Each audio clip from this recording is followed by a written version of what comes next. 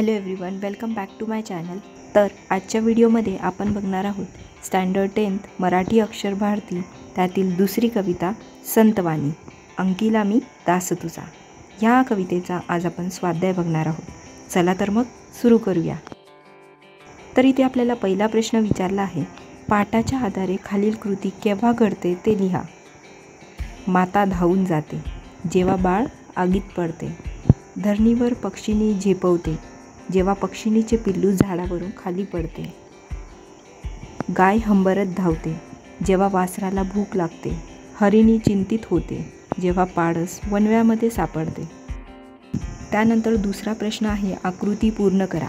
कवितेतील माता आणि हरिणीचे वर्णन करणारे शब्द। माता कनवाळू, हरिणी चिंतित। त्यानंतर इथे तिसरा प्रश्न विचारला आहे, कोणते लिहा। परमेश्वराचे दास संत नामदेव, मेघाला विनवणी करणारा चातक। त्यानंतर चौथा प्रश्न आहे, काव्य सौंदर्य। खालील ओळीचे रसग्रहण करा। सेवेची झेपावे पक्षिणी, पिल्ली पडताच धरणी, भुकेले वचरावे, धेनू हुंबरत धावे। त्यानंतर उत्तर आहे आश्चर्य सौंदर्य। कवी संत नामदेव यांचा अंकीला मी दास तुझा हा अभंग आहे। या अभंगात संत नामदेवांनी श्री विठ्ठलाला आई असे समजून स्वतः सांभाळ करण्याची विनवणी केली आहे।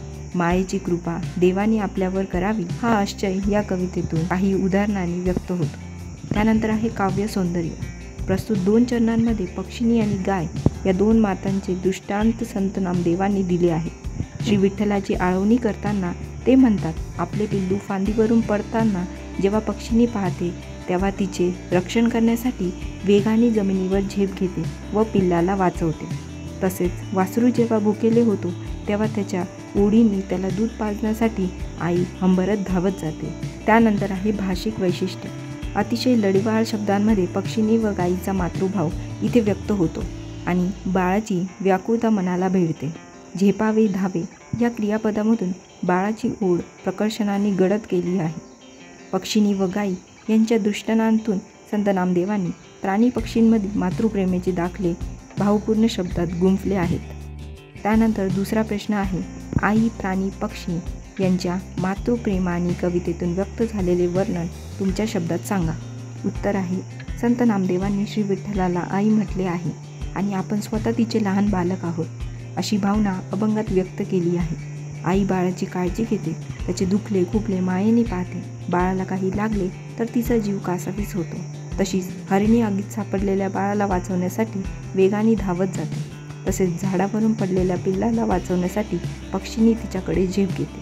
आई दयाळू आहे, तेव्हा विठू माऊलींनी आपला सांभाळ करावा, पालन करावे, संसार रूपी आगीत होरपळणाऱ्या आपल्या मनावर मायेची फुंकर घालावी, कृपा करावी असे संत नामदेवांना वाटले। अशा प्रकारे संत नामदेवांनी आई प्राणी पक्षी यांच्या मातृप्रेमाचे वर्णन कवितेत केले आहे। त्यानंतर तिसरा प्रश्न आहे, संत नामदेवांनी परमेश्वराकडे केलेली विनंती सोदाहरण स्पष्ट करा। उत्तर आहे, संत नामदेवांनी श्री विठ्ठलाला माऊली आई म्हटले आहे।